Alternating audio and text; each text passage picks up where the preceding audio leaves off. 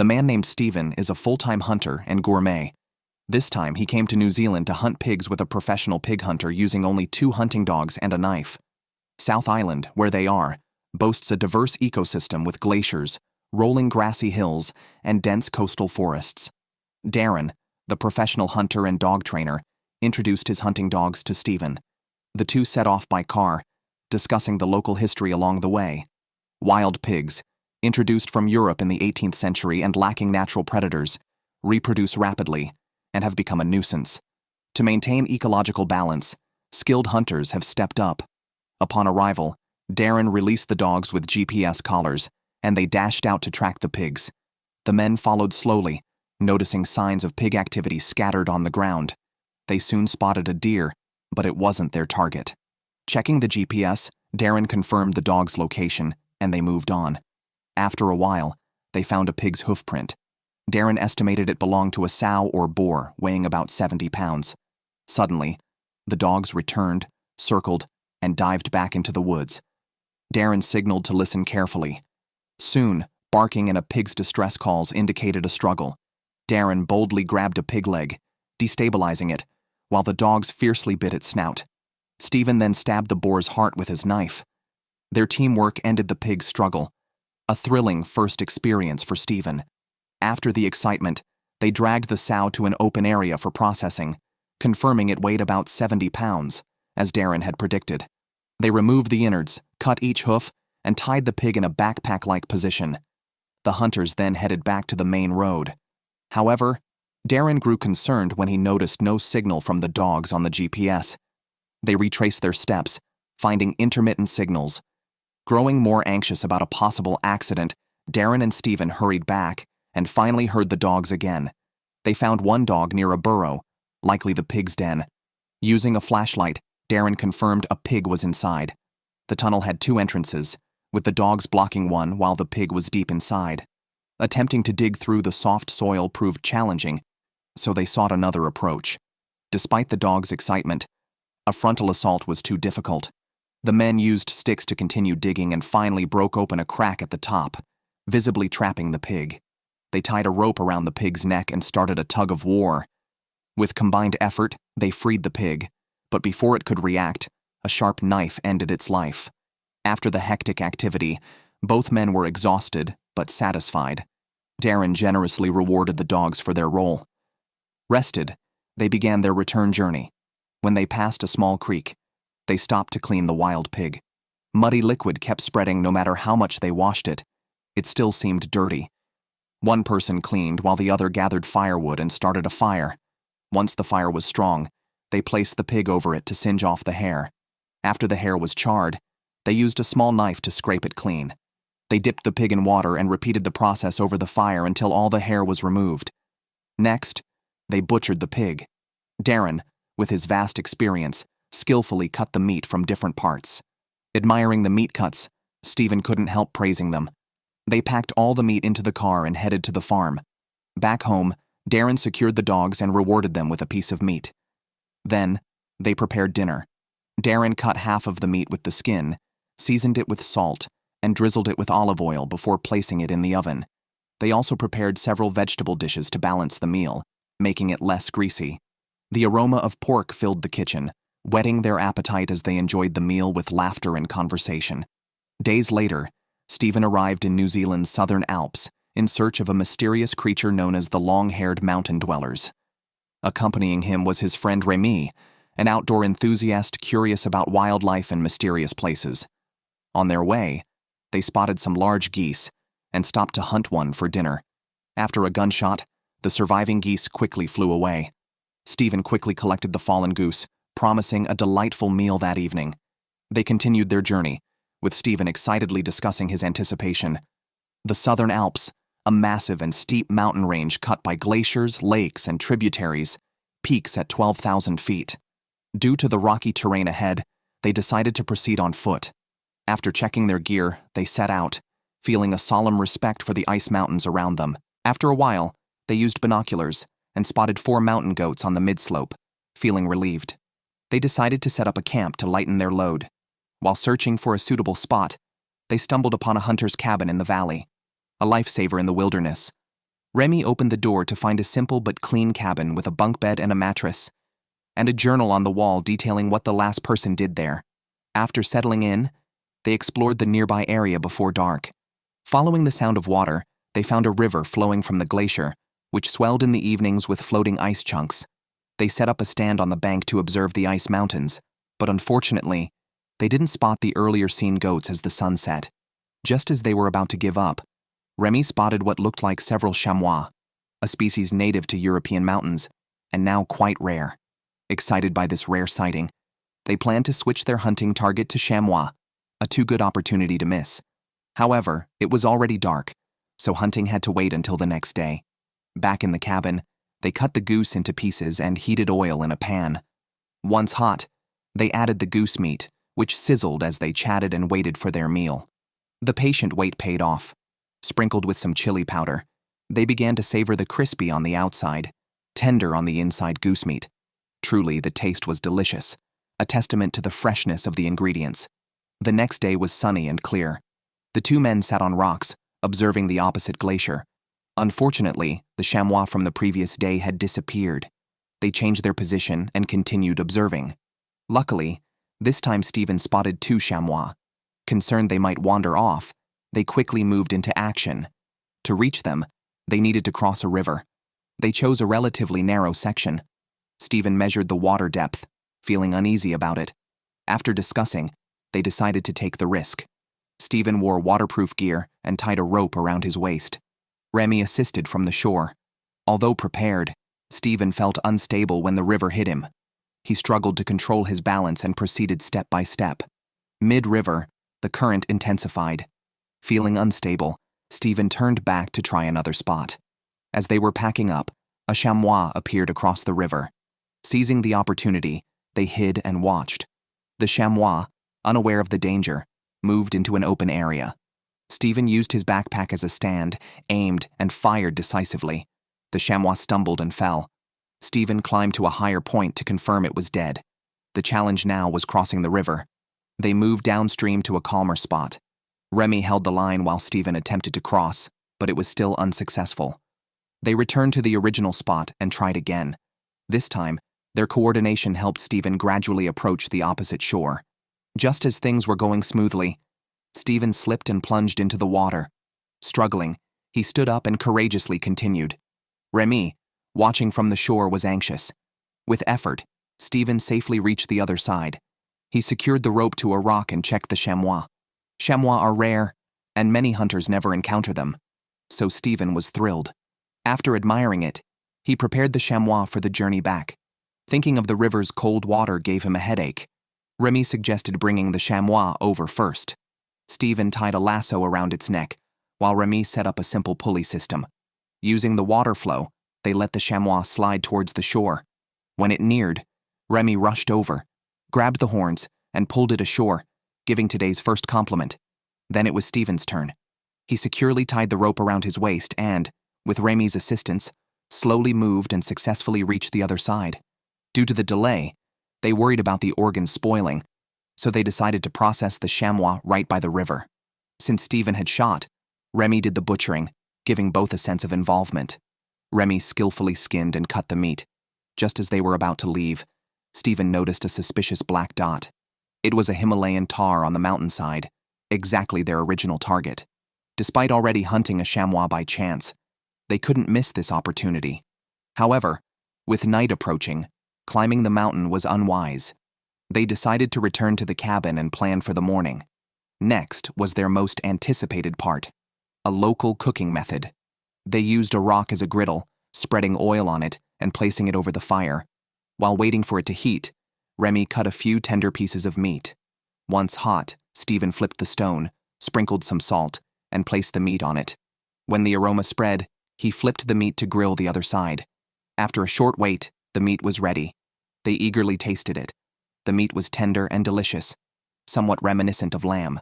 The next day, the two men set out early to look for the goat.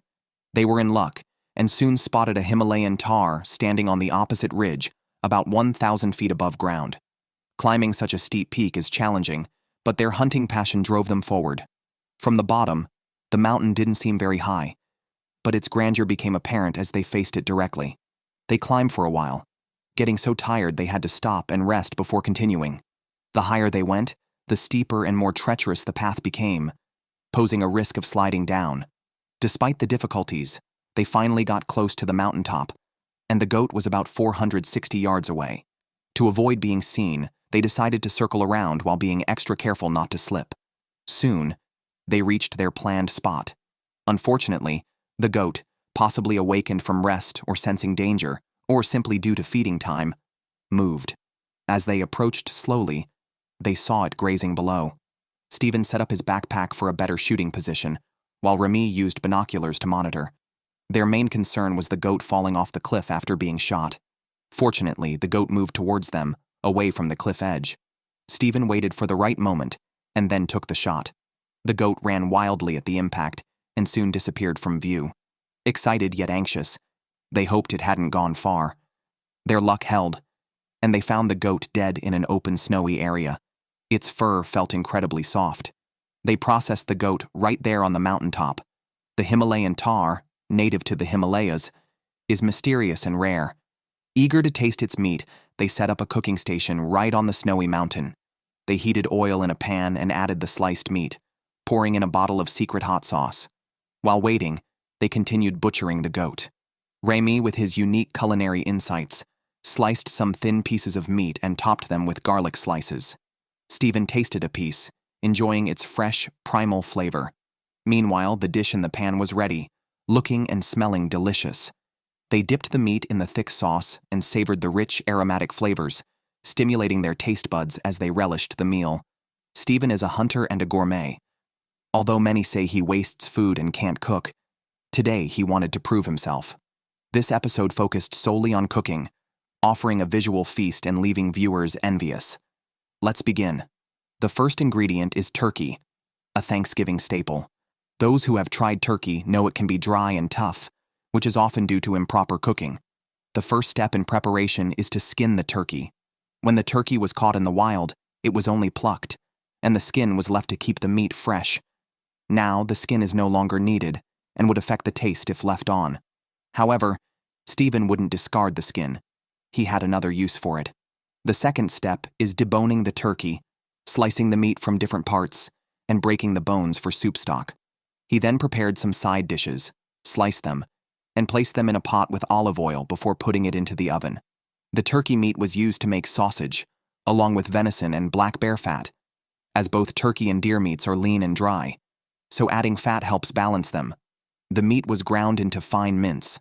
He then gathered spices, 6 pine nuts, a few scoops of black pepper, thyme, allspice, chili, cinnamon, and nutmeg, along with chopped mushrooms and pistachios. Salt and garlic were essentials, and he added a bit of brandy and wine. Next, he used the turkey skin for the sausage casing, but since it tears easily, he wrapped it in coarse cotton cloth. He spread the meat mixture on the turkey skin, added diced turkey breast on top, covered it with more mixture, then tightly wrapped the turkey skin around it, secured it with the cloth, and tied it with string to keep the sausage intact. After a while, he took the turkey bones out of the oven, broke them, and put them back into a pot with thyme, bay leaves, and a little salt, adding a gallon of water to simmer for hours. Now, Steven prepared the second dish, brined black bear ham. The meat, from an Alaskan black bear's shoulder, was different from most game, marbled with fat. Before smoking the ham, Steven prepared the brine with a gallon of water, 2 cups of brown sugar, and half a cup of salt, stirring them into a murky liquid. He submerged the bear meat, covered it with a plate to ensure proper marinating. After 2 hours, the turkey bone broth was almost done. He poured the broth out and tasted the meat from the bones, which tasted good. He then put the sausage in the broth to infuse it with flavor. Next, he prepared a minced meat pie with venison. The pie crust was homemade, as he was not a professional baker. He mixed 1½ cups of flour, 8 spoons of bear lard, a pinch of salt, and a little milk into dough, wrapped it in plastic, and chilled it for 20 minutes. The venison, just cooked and very tender, was from the deer's ribs. He also prepared some wild boar fat, a variety of spices, and fruit pieces, mixing them into a fruit meat filling with some apple cider and brandy. Steven checked on the black bear ham, finding it well marinated. He patted it dry with paper and put it into a smoker at 200 degrees Celsius. Back inside, he began rolling out the pie crust, shaping it into a pie form, though he had to patch up some cracks with his hands.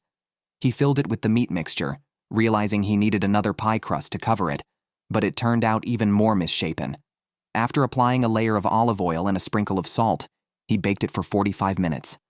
Friends and family arrived, and Steven served his creations. He sliced the turkey sausage, poured some soy sauce on a plate, and added the sausage. Everyone praised it highly. He then cut the black bear ham, which looked so enticing that just adding tea powder made its taste exceptional. The last dish was sampled first by the children. One child dug in with his finger and enjoyed the pie.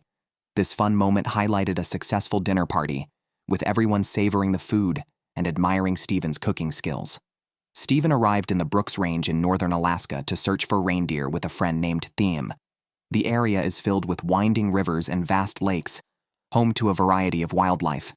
They quickly spotted a herd of deer with a male that could weigh up to 300 pounds. Unfortunately, local laws prohibit hunting on the day of arrival, so they had to wait until the next day. To secure food, they decided to go fishing. They found a calm spot by the river and began fishing. Steven, an adept fisherman, soon caught a fish. Despite its vigorous struggle, he managed to pull it ashore. It was a grayling, known for its tender meat and favored by locals. Steven taught Thiem how to fish, and after several attempts, Thiem also caught a grayling. They then rested for the night. The next day at dawn, they resumed their hunt. Their luck continued as they quickly found a migrating deer herd. They planned to wait in an open grassy area where the reindeer would likely stop to graze, providing an opportunity for the hunters. Hidden in the bushes, they soon saw a large set of antlers belonging to a mature male reindeer. Thiem took aim, but as the reindeer was moving, he had to wait patiently for a shot. When the reindeer paused, Thiem quickly fired, hitting it fatally. It stumbled and fell.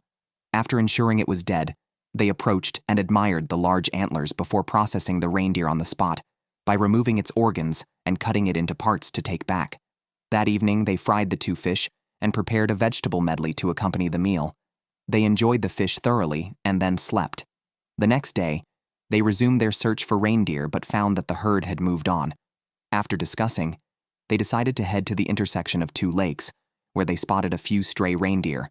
However, before they could act, a call came from their camp signaling a nearby grizzly bear, likely attracted by the scent of the reindeer blood. The bear appeared interested but was deterred by loud noises from the camp and eventually left after hesitating. With the bear gone, Steven and Thiem resumed hunting.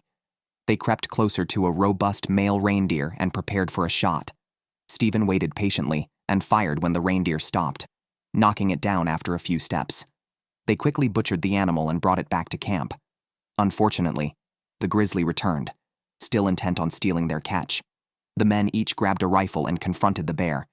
Steven yelled to scare it and fired a shot into the air, then aimed at the bear. Startled, the bear sprinted away, but not without turning back to glare at them angrily, before finally leaving in a huff. The next part was what the two men were most looking forward to.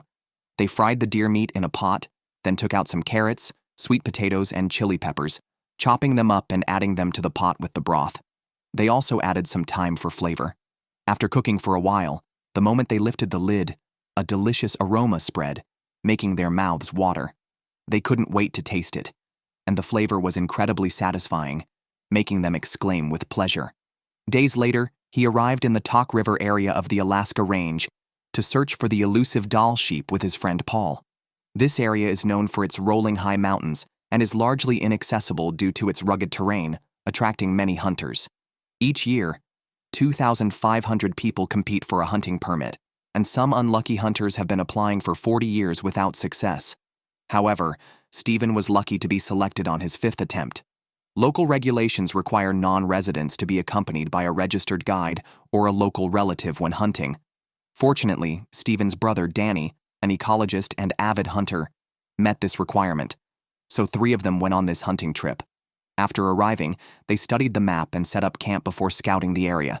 They hadn't seen any sheep yet, but spotted a black bear and, surprisingly, a grizzly bear nearby, truly indicating this was a wild region.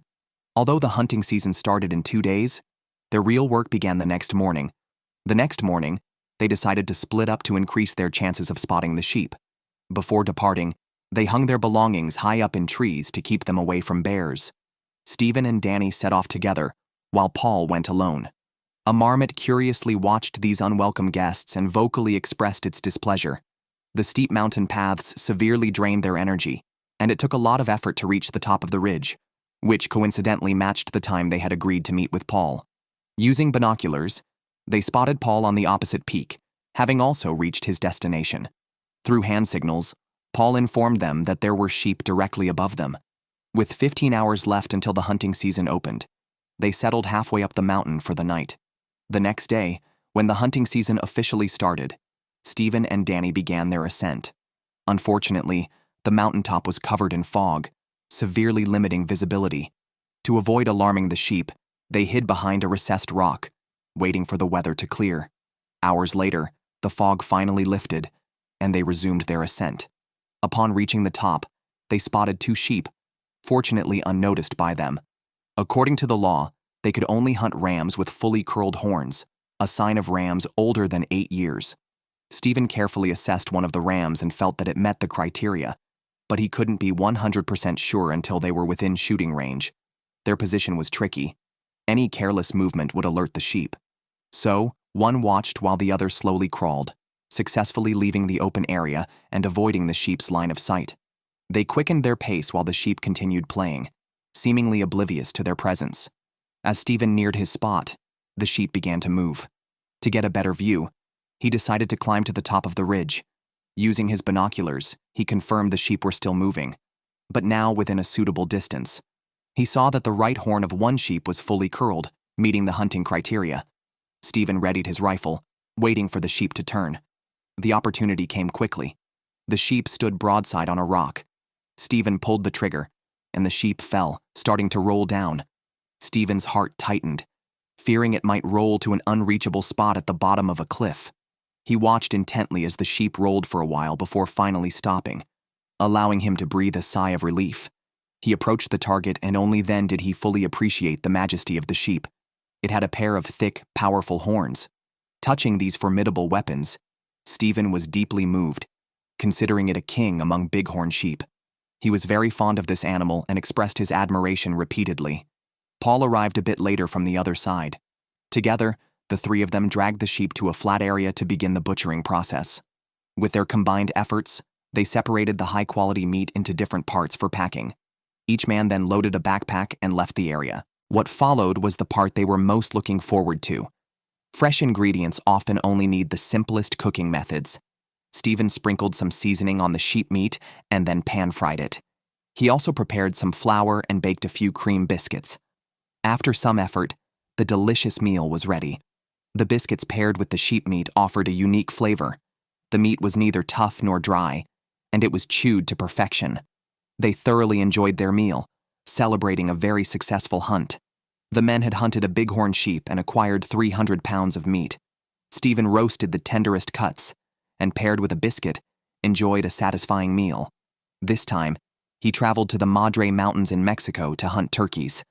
This area is one of the driest and most desolate places on Earth, but serves as the home to the Gould's wild turkey, one of the world's rarest and longest-legged turkey species.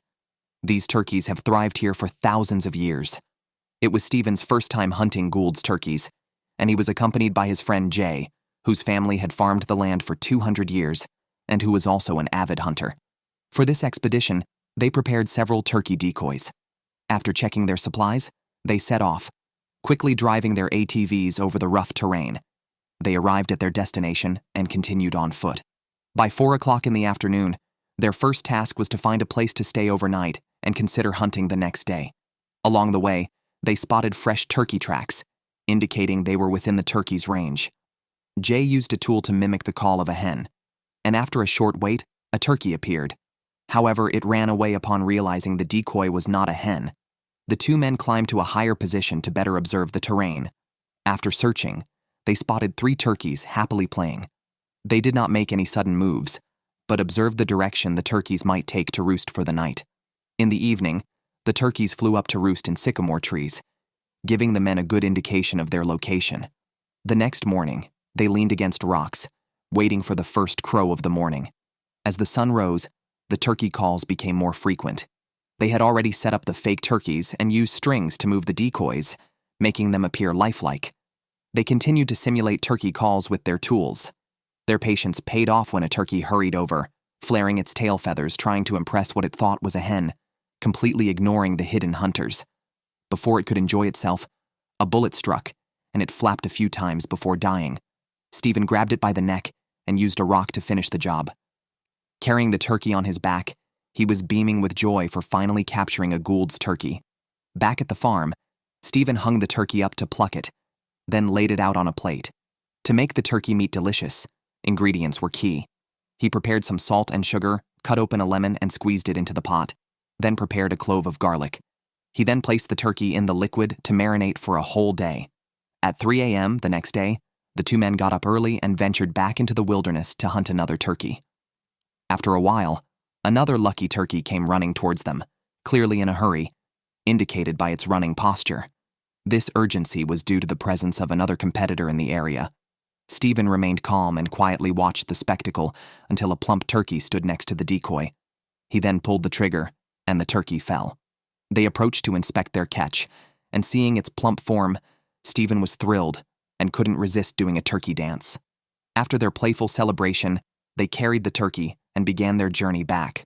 Steven then visited a local charcoal factory and took a sack of charcoal, looking forward to his most anticipated part of the trip. After a day of marinating, the turkey was ready. He laid it on a wire mesh above the charcoal, sprinkled some chili over it, and carefully turned it to prevent burning. With his careful preparation, a delicious barbecue was ready. Jay tore off a piece and tried it. It was crispy on the outside and tender inside, with a unique flavor. Steven, too, savored the culinary delight. This time, he came to southwestern Montana with a friend, prepared to hunt some grouse. Reindeer, a professional bird hunter, had trained several hunting dogs, which were invaluable assistants. Each man led a hunting dog into the wilderness. The grouse were active in the high mountain areas, and it took them half a day to accidentally get themselves lost. They checked the map and realized their journey had only extended by a mile, which made them both laugh and cry. They continued onwards, and after overcoming various challenges, finally reached the top of the ridge. They needed to rest, but the dogs indicated their warm-up was just beginning. Energized, the dogs started searching for targets. Seeing the dogs' efforts, the men got into work mode. Soon, gunshots echoed through the wilderness. Reindeer fired twice, and moments later, a dog came running with a grouse. They had captured their first prey of the day. Reindeer couldn't help but show off to Steven, who was visibly envious. Steven was determined to outdo the older man today, driven by a typical male competitive spirit. However, the dense forest made spotting grouse challenging. After wandering for a while, Steven finally fired his gun. He had seen a grouse and immediately pulled the trigger. Inspired, he continued shooting, firing 3 shots, but all missed, frustrating him greatly. This amusing scene made Reindeer chuckle. Attracted by the noise, 2 curious grouse flew up. Reindeer slowly approached, startling the birds into flight. Exactly what he wanted. He enjoyed challenging himself, and his shooting skills were indeed impressive, hitting every target. An impressed Steven gave his first compliment of the day. Laughter and cheers resonated through the wilderness, heightening their excitement. Unfortunately, a sudden rain dampened their spirits, forcing them to end the hunt prematurely. However, the spring rain was brief. Before they even descended the mountain, they chose to clean the grouse by the creek, removing the innards, since the dogs didn't eat the intestines. After cleaning up in the creek, they continued on their way. They reached their truck, placed the dogs in their cages, and set off on their return journey. Today's hunt hadn't been completely satisfying, so they decided to try again the next day. The next day, as dawn broke, they set out with their hunting dogs to search for grouse. It wasn't long before they spotted one. Steven quietly raised his gun while the hunting dog, receiving the signal, dashed out, startling the grouse into flight. Reindeer fired the first shot, followed quickly by Steven. Soon the dog retrieved a grouse from the bushes. They had a very smooth start to the day. The 2 hunters continued on, approaching this hunt with a relaxed mindset, enjoying the outdoors and taking things as they came. They randomly selected their targets. 1 grouse flew by at high speed and escaped, likely startled early by the dog. They moved on, Today traveling further and higher than the day before, but unfortunately, today's yield was meager. By midday, the dogs were exhausted, so the men decided to head home. The grouse they had hunted over the 2 days were enough to make a delicious dinner. They went to the riverbank to begin processing the grouse. The method of skinning was simple. They stepped on the 2 wings and pulled on the legs slowly but forcefully, splitting the bird in 2. Apart from the legs, the rest was discarded. The breast meat, pink and tender, was thoroughly cleaned. They then heated oil in a pan, prepared some chili, and wrapped half a pepper with 2 pieces of grouse meat before frying it. The sizzling sound was delightful. The legs were fried directly until they turned brown. Then some cream was added. They also cooked a pot of pasta, creating 3 dishes that looked and smelled fantastic. Ronnie's couldn't help but exclaim in amazement, eager to start eating. They began tasting the hot grouse meat with the fragrant chili, which was instantly exhilarating. Ronnie's chewed enthusiastically, admiring Steven's culinary skills. Just then, a doe appeared in their view, possibly drawn by the scent of the food. However, the hunters paid it no mind. With such delicious food in front of them, eating was their priority. They thoroughly enjoyed their meal, embodying the true spirit of outdoor adventure.